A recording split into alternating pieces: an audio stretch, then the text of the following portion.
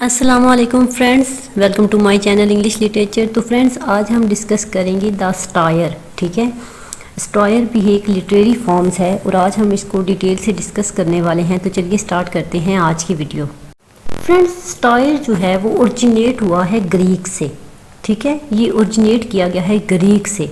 Stair को अगर हम डिफाइन करें तो स्टायर की डेफिनेशन है कि एक ऐसा लिटरेरी कंपोजिशन जिसके जो प्रिंसिपल एम है वो ये है कि उसमें रिडिक्यूल किया जाता है फुली को और वॉइसेस को। ठीक है फ्रेंड्स, अगर इंग्लिश लिटरेचर के अंदर हम जो स्टायर को देखें तो काफ़ी ज़्यादा राइटर्स ने एक दूसरे के ऊपर स्टायर किया हुआ है। ठीक है, मतलब कि उन्होंने एक दूसरे की राइटिंग्स को लेके, कंपोजिशंस को लेके उसको रिडिक्यूल किया हुआ है, उनकी वॉइसेस को फाइंड आउट किया है, उनकी जो फुलीज हैं उनको प्रोमिनेंट करके उन पर स्टायर किया हुआ है। ठीक है फ्रेंड्स, जो जॉन ड्राइडन है ना, वो कहते हैं कि जो ट्रू एंड है ना स्टायर का, वो ये है कि amendment of the voices by correction. ठीक है, मतलब कि जो वॉइसेस हैं उनको स्टायराइज करके उनको करेक्ट किया जाता है अकॉर्डिंग टू जॉन ड्राइडन। ठीक है, Horace and Juvenal were chief exponent of satire in Latin literature. ठीक है, लातीनी लिटरेचर के अंदर जो एक्सपोनेंट हैं स्टायर के वो होरेस एंड जोवेनियल हैं। ठीक है फ्रेंड्स, ये चीफ एक्सपोनेंट हैं स्टायर के। अगर हम स्टायर की जो है ना अर्लीस्ट डेफिनेशन देखें तो जो प्लेज हैं अरिस्टोफेन्स के, वो तमाम जो प्लेज हैं वो अरिस्टोफेन्स के हैं और उनकी जो वो एग्जांपल्स हैं अर्लीस्ट स्टायर्स की। ठीक है फ्रेंड्स, तो नेक्स्ट हमारे पास इंग्लिश लिटरेचर के अंदर से ही मेन एग्जांपल है कि जो जोनाथन स्विफ्ट का वर्क है ना गुलिवर्स ट्रैवल, वो हमारे पास एक ग्रैंड एग्जाम्पल है स्टायर की। ठीक है फ्रेंड्स, ये बात आप याद रख लें कि जो इंग्लिश लिटरेचर के अंदर फर्स्ट ग्रेट स्टायर था वो था जोनाथन स्विफ्ट का वर्क गुलिवर्स ट्रैवल।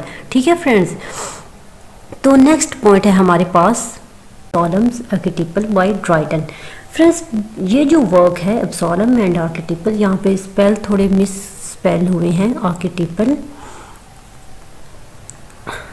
तो ये जो वर्क है फ्रेंड्स, ये work most important and major आप इसको स्टायर बोल सकते हैं इंग्लिश लिटरेचर के अंदर। ठीक है फ्रेंड्स, ये जो वर्क था ये एक हिस्टोरिकल एलिगरी है। ठीक है, ये जॉन ड्राइडन ने लिखी है और इसको लिखा गया था 1681 में।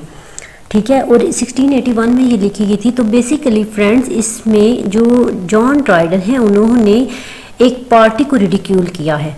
तो फ्रेंड्स, जैसा कि आपको मालूम है कि इंग्लिश लिटरेचर के अंदर दो पार्टीज जो थी, जैसा कि एक व्हिग पार्टी थी और एक टोरी पार्टी थी। तो जो ड्राइडन थे वो जो था वो तो टोरी पार्टी से बिलोंग करता था।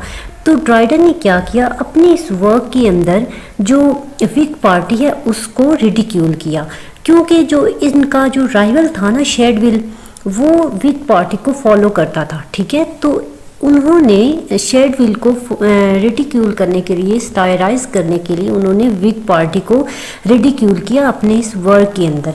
ठीक है, और ये जो इनका वर्क है, ये जो इस वर्क को कंक्लूड किया गया था उनके एक जो करैक्टर है इसके अंदर डेविड, उसकी लास्ट स्पीच के साथ। ठीक है फ्रेंड्स, और इस पोइम के अंदर जो मेन बात है वो ये है कि इसमें पोपिश प्लॉट को और एक्सक्लूजन जो बिल था उसको जो है ना मोक किया गया है। ठीक है, उस पर स्टायर किया गया है, उसको रिडिक्यूल किया गया है। ठीक है फ्रेंड्स, तो उम्मीद करती हूँ आपको ये जो ग्रेट एक स्टायर है इंग्लिश लिटरेचर के अंदर वो भी समझ में आ गया होगा। ठीक है, उसके अलावा हमारे पास है सैमुअल बटलर का एक वर्क है हुडीब्रस, ये भी एक ग्रेट एग्जाम्पल है स्टायर की। और अलेक्जेंडर पोप का जो डुनशियड है फ्रेंड्स, यहाँ पे इसकी भी स्पेलिंग थोड़े मिस स्पेल हैं। ठीक है, तो ये जो हमारे पास डुनशियड एंड हुडीब्रस है ये भी एक ग्रेट और फेमस स्टायर्स हैं इंग्लिश लिटरेचर के अंदर।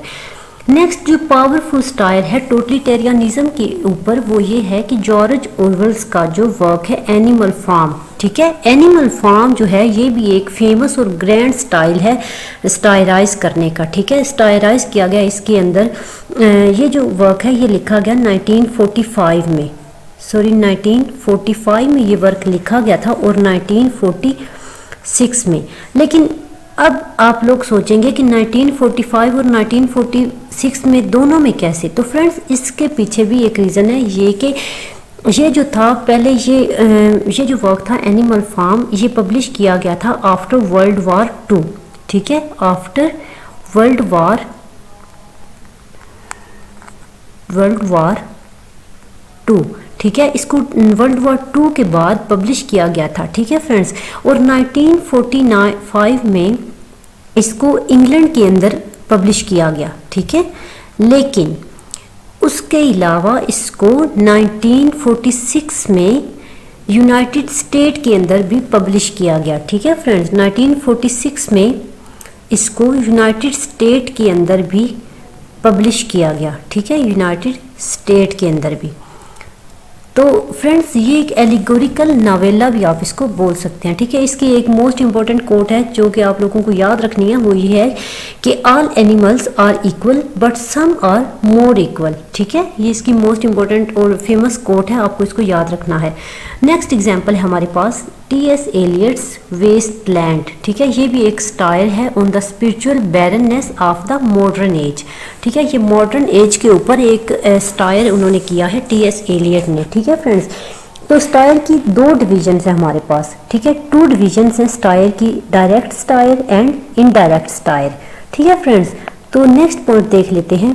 तो फ्रेंड्स नेक्स्ट में जो डायरेक्ट एक एग्जांपल है ना स्टायर की, वो उसको हम डिस्कस करते हैं। जो स्टायरिक वॉइस है spoken out in the first person is direct satire, ठीक है। जो स्टायरिक वॉइस होती है ना डायरेक्ट स्टायर के अंदर, वो एक शख्स की होती है, यानी कि फर्स्ट पर्सन की, ठीक है। अगर इसकी हम एग्जांपल देखें तो वो जो अलेक्जेंडर पोप की एपिस्टल है ना टू डॉक्टर अर्बुटनॉट को, वो एक इसकी एग्जांपल है जिसमें फर्स्ट पर्सन मतलब कि बात करता है। जैसे कि अगर हम कोई भी राइटर के एपिस्टल्स पढ़ते हैं तो वो उस वो जो राइटर है वो मेन राइटर उस नेक्स्ट राइटर को जो है वो कुछ भी जब बात करता है तो अपनी मतलब कि एक शख्स की बात हो रही होती है तो वो उसको डायरेक्ट कुछ कहता है, ठीक है, डायरेक्ट स्टायर करता है उसके ऊपर, तो इसको हम बोलते हैं डायरेक्ट स्टायर। तो डायरेक्ट स्टायर की भी टू टाइप्स हैं फ्रेंड्स मज़ीद, ठीक है।